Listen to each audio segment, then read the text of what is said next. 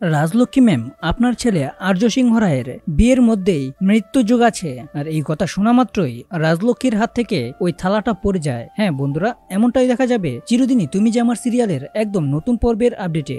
তো এই নিয়ে বিস্তারিত জানতে হলে ভিডিওতে লাইক দিয়ে পুরো ভিডিওটি দেখতে থাকো। শুরুতেই থাকছে রাজলক্ষ্মী সিংহ রায় প্রদীপের একটা থালা নিয়ে এবং একটা মোমবাতি জ্বালিয়ে আরতি করতে যাচ্ছিল।